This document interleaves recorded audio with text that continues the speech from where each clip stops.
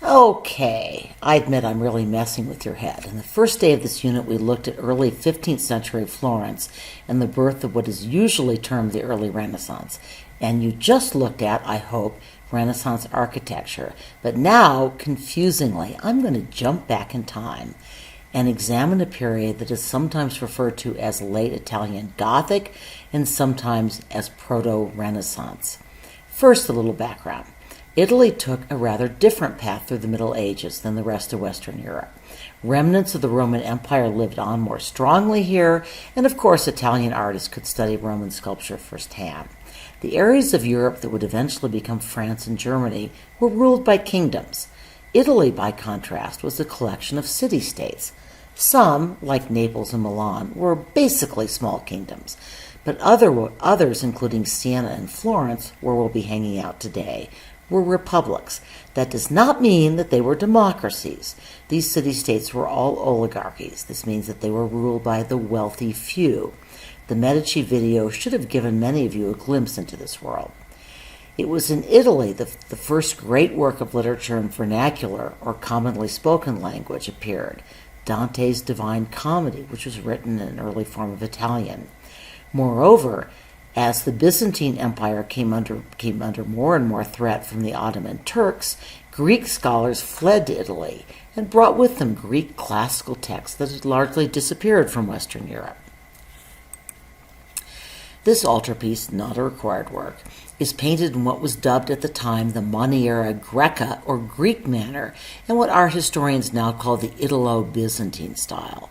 It was, again, heavily influenced by the immigrants fleeing Byzantium, who brought their art and artistic techniques with them. We are not going to talk much about Italo-Byzantine art since it's disappeared from the College Board, but let's just take a moment for review. What Byzantine features do you observe? Well, the figure of St. Francis is fully frontal and elongated. He has that long, thin Byzantine nose and the wide, staring almond eyes. His feet seem to be floating on the surface, and the space he occupies is linear and flat. Really, it's not a three-dimensional space at all. It's otherworldly. And the gold leaf also indicates the saint's otherworldly status. A little ironic for the very down-to-earth St. Francis. The accompanying images, meanwhile, tell stories from his life. In other words, this looks a lot like an icon. But the real reason I included this non-required work is I want to talk about the Franciscans, a religious order that, along with another teaching order, the Dominicans, transformed religious life, first in Italy and then throughout Europe. This painting dates from only 9 years after St. Francis's death, so that's really a testament to the immediate and enormous impact that this saint had on Christendom. I think most of you know about St. Francis, how he renounced his considerable worldly goods, how he preached respect for God's natural creation. In Italy, huge congregations flocked to hear St. Francis and his followers preach. They rejected abstract symbolism and complex theology. Instead, Franciscans preached in stories that brought the gospel quite literally down to earth. And we're going to see this narrative captured most dramatically in the transformative art of Giotto. But first, here are a couple of the more famous scenes from St. Francis's life, from the same altarpiece you just saw. You all know the story of St. Francis preaching to the birds, right? And here he's receiving the stigmata, or wounds of Christ. So this famous painting by Giotto, less than 70 years later, is also not a required work, but Giotto's paintings are so distinctive and so recognizable that they show up all the time as attribution questions on the AP exam. So, what differences do you see between the two depictions of the same scene? The Italo-Byzantine version on the right and the Proto-Renaissance Giotto version on the left. Giotto's St. Francis actually has a body underneath his cloak. His figure has mass and weight. Both he and the figure of Christ have very human faces. The landscape, well, not precisely naturalistic in note. The sky is still gold, bears a much closer resemblance to nature. Still, the painting is largely iconographic. The perspective is all off. We have not arrived at the Renaissance yet. But I think what really stands out, what made Giotto such a perfect artist for the Franciscans, is that this is a very human St. Francis. We see his wonder. We see his fear. This is a saint we might have encountered on the street or in the fields, a godly man to be sure, but a man. I've clipped the face from the Berlingeri altarpiece and stuck it in the upper right just to help you make the comparison. The Byzantine elements and the departure from Byzantine elements become clearer when you compare this Italo-Byzantine Madonna by Giotto's teacher, Cimabue, with our Byzantine Theotokos, or Mother of God icon. So what similarities and differences do you see? Well, there are a lot of facial similarities, including the narrow face and nose. We also see the use of gold. Yet for all this stylized formality, I think Cimabue's work is a little less forbidding. This is the Gothic Mary, more human and more approachable. But that comparison is still far less striking than the comparison between Cimabue and his most famous student, Giotto. There are obviously a lot of similarities in theme and composition, but what differences do you notice? Well, the architecture of the throne is coming a little closer to spatial reality. It actually wraps around the Madonna, enclosing her. Her head is upright, which is a break from tradition. She's looking right at us, engaging us in the moment. The angels, likewise, are more varied and seem to stand more clearly on a ground plane. The overlapping gives a greater sense of depth.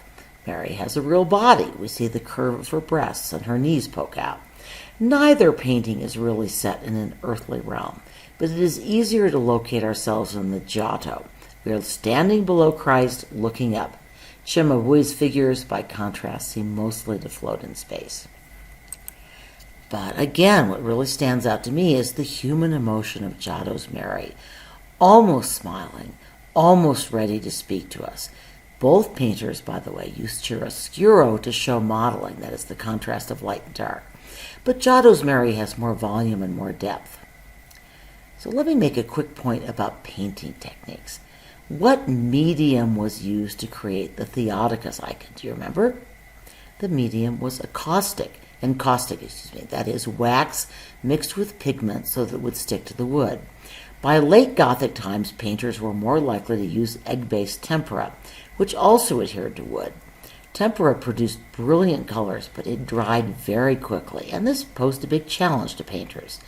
Oil paint, which we'll encounter soon, dries more slowly, and it's easier to blend, so oil paintings are not quite as reliant on line to define shapes and establish volumes. Stay tuned. Oh, we finally get to a required work.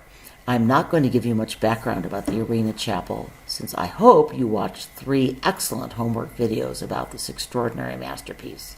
And you're about to hear from Sister Wendy again as well. The Arena Chapel was built in Padua, another of the Italian trading cities that accumulated great wealth in this period. These photos show the 2 ends of the chapel, one showing the Last Judgment, the other the Annunciation. Okay, back to Sister Wendy and a longer video clip which will give you a close-up of several of the paintings in the chapel, including our required Lamentation. We need to get on to our required image, but first let's take a quick look at a few more images from the Arena Chapel. I've mentioned Giotto's close association with the Franciscans and their emphasis on Christian narratives anchored in the everyday lives of ordinary people. So what kind of narrative details do you see in this painting? Giotto captures the drama of the people removing their cloaks with 3 sequential figures set up in a diagonal line to grab our attention and to create drama. I love the man climbing the tree for a better view. Here, from the upper panel, is Mary's father, Joachim, visited in a dream by an angel who announces the coming birth of a child. That's Mary. If you saw this image in an AP test, what would identify it as a Giotto? Note the modeling, the volume of the figures of both Joachim and the shed. I especially like the way Giotto uses highlights to give Joachim an actual butt. The angel's dynamism is heightened by foreshortening. I'm not even bothering to label this one. You will all recognize the scene. Here's Mary, young and tender, reaching for a baby who looks almost like a real baby. What unusual device does Giotto use to draw us into the painting, to put us right in front of the scene? Well, we see figures with backs to the viewer, and that's a Giotto innovation. This draws us into the picture plane. Note that we're looking up. We're standing below Mary and the Christ child as seems appropriate. But what's visually wrong with the depiction of space? Joseph is in front of Mary, but he's smaller. The mountains are too flat. Giotto's landscapes tend to be idealized, although they're moving toward realism. Here again we see the intense emotion, the narrative drama, and the use of chiaroscuro, especially highlighting to capture volume and space. But what I really love about this work is how Giotto used the spears and the torches to add diagonal drama to the scene. Okay, we finally get to the next part of our required work. What's going on in the panel on the left, and why? The narrative paintings are separated by decorative panels that imitate architectural columns, but also juxtapose, put next to each other, Old and New Testament stories. Here we see Jonah being swallowed by a whale, which was interpreted as prefiguring Christ's death and entombment. And here's a blown-up version of the same image. Notice that the fish has some personality. You've heard a lot about this image, and we're running out of time. But what I'd like to focus on for a few minutes is style. What techniques does Giotto use to build this painting? How is it composed? How does he use line and color? How does he create a sense of three-dimensional space in a two-dimensional image? Take a few minutes to talk about what you see, how Giotto uses the elements of form to put his message across and draws into the painting. I'll make just a few observation points you may very well have already made in class. The painting contains a dramatic diagonal leading our eye up to the solitary dead tree, representing the fatal tree in Eden, whose curse is about to be overcome by Christ's death and resurrection. The diagonal leads us to the focal point and climax of the composition, the grieving Mary holding her son. Giotto has varied the postures of the figure, adding interest and drama. He also uses complementary colors to draw our eye. Mary Magdalene's red skirt against the cloak of the figure beside her, the blue and orange of the figures immediately above. The astonishing blues of the arena chapel reflect the patron's desire and his wealth. The patron wanted the chapel to be painted in a brilliant blue, reflecting not only the heavens, but also a color traditionally associated with Mary. The pigment was made by grinding up lapis lazuli, but the cobalt blue could not be applied directly to wet plaster. The plaster simply absorbed too much of the expensive pigment. So Giotto mixed it with egg yolks and applied it on top of the dried frescoes in a method known as secco fresco, or dry fresco. Alas, the paint did not bind well, and it began to peel. Stay tuned for the Last Supper. I didn't assign the Khan Academy video on the Last Judgment, which is painted on the entrance wall. Unlike the Lamentation, this is not considered one of Giotto's greatest works, and art historians think much of it was probably painted by his assistants.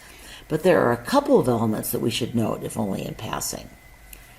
The Arena Chapel's patron, Scrovegni, features prominently among the saved. Giotto knew who was writing his paycheck. Here we see the patron presenting the chapel to the three Marys. And it wouldn't be a Last Judgment without a deliciously scary devil, would it? But on a more technical note, why does this look just a little bit like a patchwork quilt? Well, frescoes had to be painted quickly before the plaster dried. A giornate was the portion that a painter could complete in a day. Skilled fresco painters learned to disguise the daily divisions, often with architectural features. The rather obvious giornate here is one of the reasons art historians think that most of this was painted by Giotto's assistants.